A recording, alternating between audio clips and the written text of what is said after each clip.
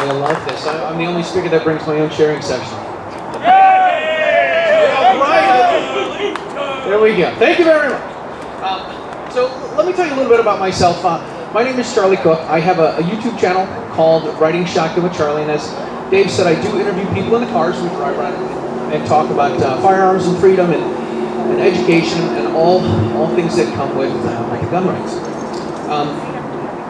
I grew up as a gun agnostic. We weren't pro-gun, we weren't against guns, I really didn't know much about them.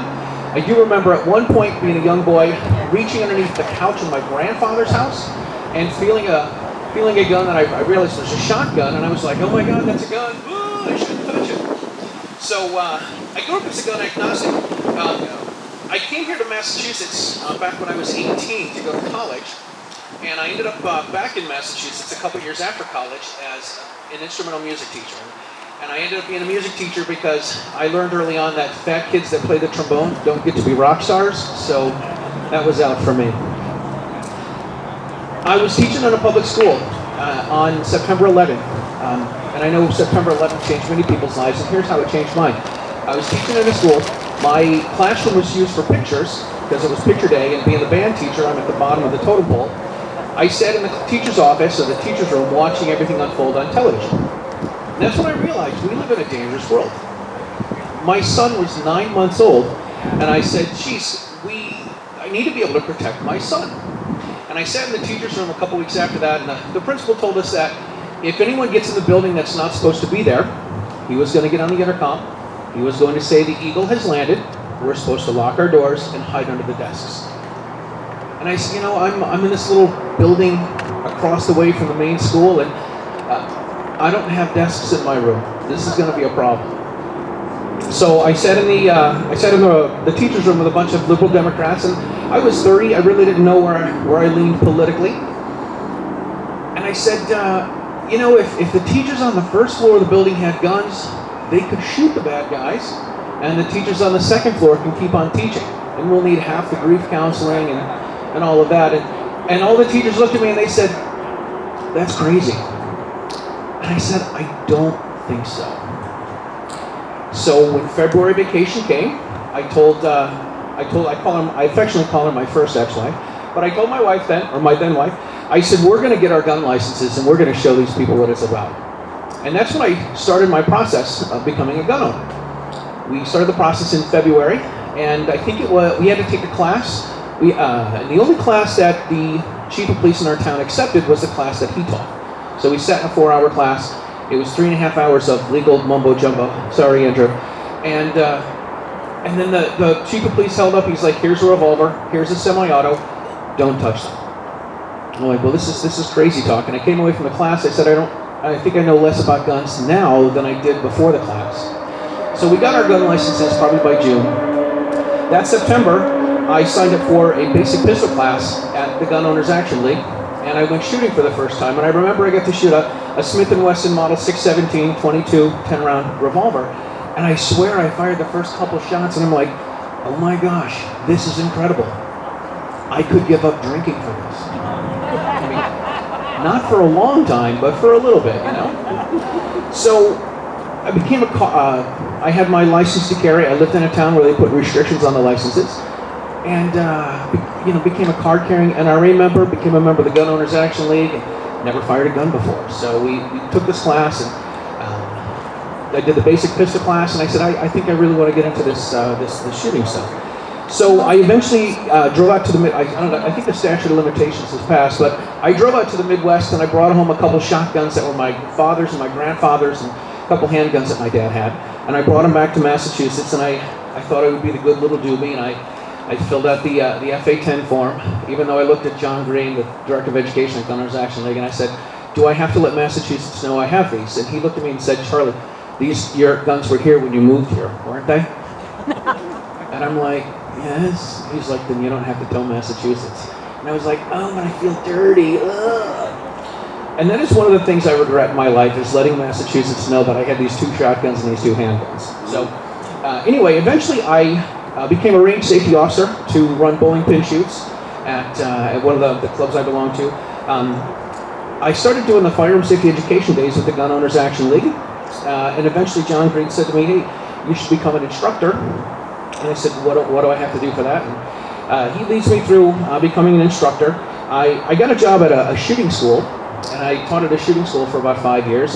And at one point, some little entrepreneurial thing kicked in, and I said, I'm standing in front of 20 people, bringing in $2,000 for the boss, and I'm making about 150 bucks. So I said, how can I bring in $2,000 for Charlie? And a friend of mine said, start your own business. So I started teaching gun classes on my own.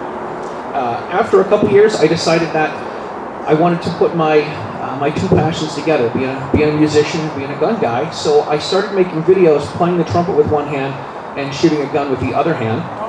And I call these videos Gungrams. I've got about 280 of them on YouTube, and they've been watched over 20 million times all over the world. If anyone knows someone who's stationed in Antarctica, that's the only continent somebody hasn't watched one on. So trying to get video of somebody sitting in a parka saying, "Hey, I'm on Antarctica and I'm watching one of Charlie's Gungrams. I think that'll be awesome." Eventually, I started working on my public speaking and my presenting skills because I wanted to become a better teacher. And I joined this group called Toastmasters. And at Toastmasters, I worked on this manual called Communicating on Video. And the Communicating on Video, we had to do 5 to 7 minutes of as a guest in a talk show format, and 5 to 7 minutes as a host on a talk show format. We had to do a couple of other projects, a press conference. We had to do an editorial video and teach someone how to do some public speaking video for them. So that led me to having this idea to interview people in my car. I would watch Carpool Karaoke and Seinfeld's Comedians in Cars Getting Coffees, and I said, "Hey, this is really cool. I wanted to start a podcast, but I didn't know how to do that.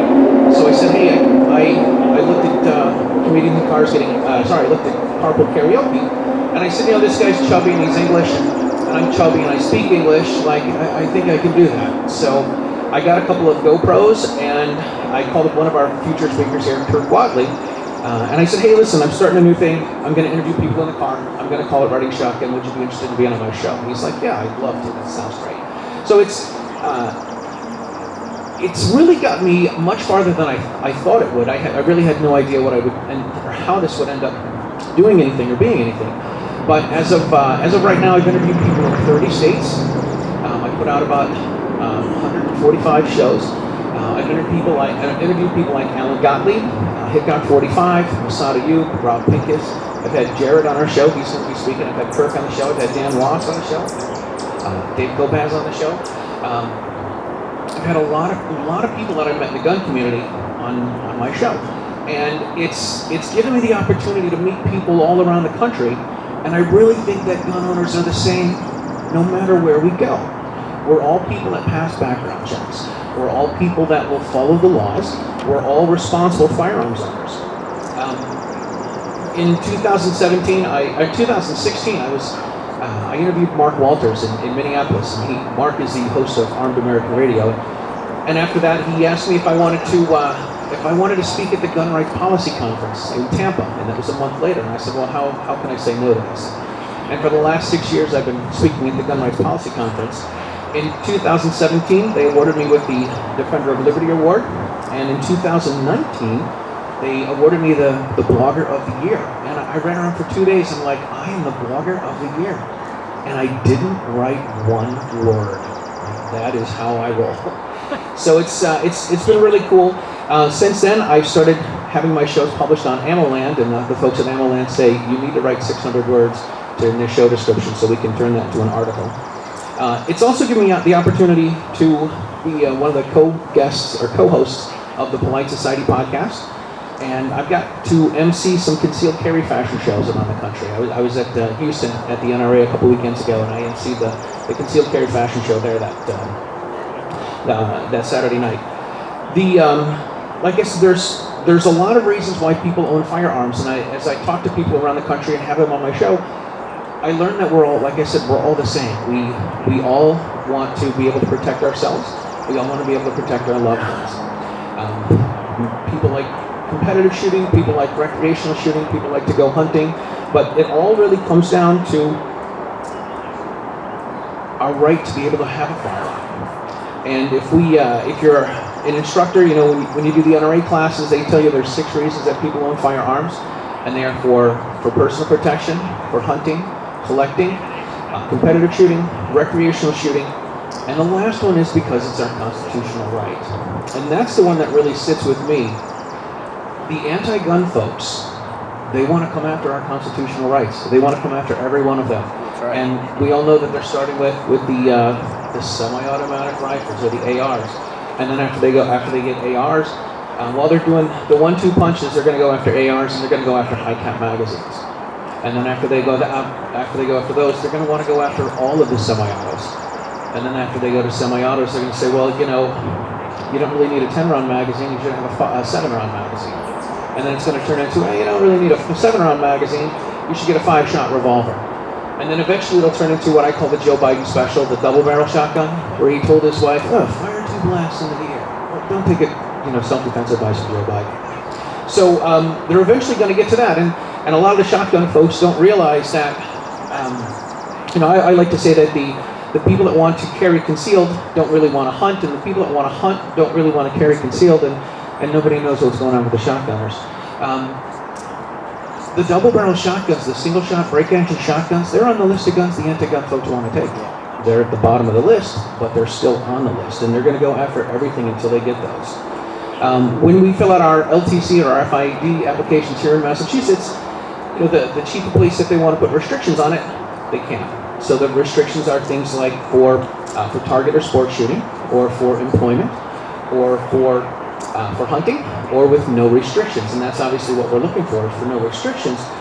But the real reason that people have guns is a bunch of none. It's none of your business why I have a gun. It's none of your business how many guns I have. It's none of your business how many guns I have on me right now. It is none of your business, and it is none of their business. And when I talk to my friends around the country that are instructors, they say, hey, look, when you leave in Massachusetts, it's a wildly anti-gun state. And I go through the whole, I teach classes, a 4-hour non-live firing class. You can get your LTC, you can get it with no restrictions if the chief doesn't put restrictions on it. At one point in Texas, you had to go through, I think it was about 10 hours of class time. I think it was 4 to 6 hours of class time, and 2 hours of range time, and a couple hours of legal stuff. And they all look at me and they say, so I tell them that you can take a class, you can go to the chief, you can spend your $100, go through the background check, and you can have you can get your LTC with no restrictions. And then go down to the gun store, go from the police station right to the gun store, buy yourself a gun, buy a holster, buy some ammo, and you can start carrying it that day. And they say that's crazy. I said, I know it's crazy, but it's the laws that we have in Massachusetts. So I don't want to get caught saying Massachusetts is pro-gun. I like to say it's easy to get a gun. There's not a lot of, I don't want to say there's not a lot of stuff you have to do, but the training requirements, there's not much to that. So, the anti-gun folks, what they want to do is they want to go after the magazine bans, right? They don't want high-capacity magazines. They want to go after assault weapons.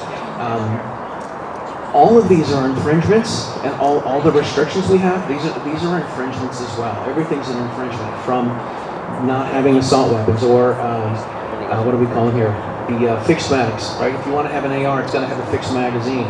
That's a 10-round fixed magazine. That's ridiculous. The background checks, this is ridiculous. I told a friend of mine, one of my musician friends I used to gig with, we got into an argument about background checks. And he's like, I said, if I've got a gun license, someone else has got a gun license, I should be able to transfer the gun to him. And he says, they should go through a background check. I'm like, they went through 2 background checks to get their gun license, why should they go through another one? He's like, they could have committed a crime. I'm like, dude, if they would have committed a crime, you know what they would do? They would take his gun license and take his guns from him. And then I looked at my buddy, I'm like, have you passed any background checks? And he's like, no, I've had the same job for 20 years. I said, so I go through background checks every 6 years in Massachusetts, every 5 years for my Utah permit, every 3 years as a Utah instructor. I teach in private schools. I go through a background check every year in my private schools. I need like a fast pass for background checks, And I said, you haven't been through any background checks. I'm like, dude, you could be a criminal. Like, I don't know if we can hang out. And I hung up with him, and we haven't talked since 2017. I know. So, part of the reason we want firearms is to be able to protect ourselves. Well, the judicial system we have is really a catch and release system, where the criminals come in, They book them, they press charges, and they let them out by the afternoon. And if you or I wanted to own an 80% lower to make our own handgun, or if we wanted to mill out our own AR lower, the anti-gun folks would say that we're criminals and we should go away for tens of years, and that's complete ridiculousness. That they want to treat us like hardened criminals, and all we want to do is express our rights and enjoy our freedoms. The nonsense that they proposed the other day, the raising the background checks, and the things Dan talked about, the raising the age from 18 to 21. I know the Reverend hit on this as well. They want to raise the age to possess firearms, but they want to lower the age to vote. And that seems a little crazy. And if everyone knows that your brain's not fully functional until you're 25, which is when you can rent a car, right? You can't have a hard time renting a car before you're 25. Then why do we want to lower the age if people's brains aren't working properly? So some things that you can do as a firearms owner in I call it occupied territory here in Massachusetts. Some things that you can do is you can write to the politicians. You have to remember that the politicians are the people that work for us, and so we should write to them. And if you don't want to write to them, you should call them. And if you don't want to write to them or call them, you can email them. And if you've got lots of energy, write to them, call them, and email them. Kind of get them to know who you are. Let them know that you're not just disgusted by everything, but you're disgusted by the gas prices, and you're disgusted by the route that our country is taking here. You can also tell them that you're going to support a Second Amendment candidate, or a candidate that runs for office that supports our Second Amendment. Sometimes we have politicians here in Massachusetts that are, I mean, let's face it, we're overrun by Democrats here, and in Massachusetts, and there sometimes seems to be some pro-gun Democrats, but they're not really pro-gun Democrats. They'll say yes to some bill, and then turn around and they'll be like, yeah, well, we don't think you should have high-cap magazines, but we'll say it's okay for you to go hunting on Sunday, which to me is a little bit ridiculous as well. So you do need to write to these people. You can also write to them and say, hey, listen, you know what? I want to know how you feel on this position, or on this bill, or on this particular topic, and I've got $20 here. And if you say the things that I like to say, I'll gladly give you my $20. If you say the things I don't want to hear, I'm going to give the $20 to your opponent, and hopefully they will beat you and defeat you the next time there's an election. There are a number of pro-Second Amendment groups, and I know a lot of people are upset with the National Rifle Association, but there are other groups that are out there. There's the Second Amendment Foundation. There's the Firearms Policy Coalition. There's the Gun Owners of America. There's other groups that you can support that help protect our rights besides the NRA. The Bruen case, I'm sure you guys have heard about the Bruen case. It should be coming up very soon. Hopefully Clarence Thomas is going to be writing about this soon. That is the New York State Rifle and Pistol Association versus Bruen, and that is the right to carry vote. And it's going to turn the 8 states that are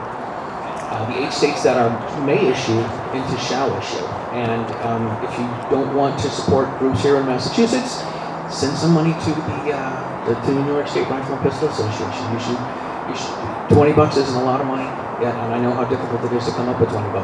But you should send some money to some of these other pro-gun groups if you don't want to get behind it already. Ultimately, the reason that I became a gun guy, because I think it's a lot of fun. I really enjoy it. I found my little niche doing the things that I do. But I do all of this because I want my kids to be able to do this. My kids are 19 and 21. We do all of this not just for us, but we do it for our kids and for our kids' kids.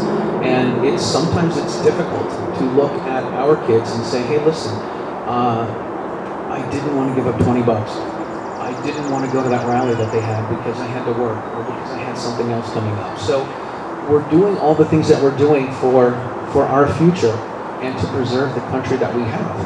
And I think this is very important, and I think it's something we all need to work on. Thank you very much.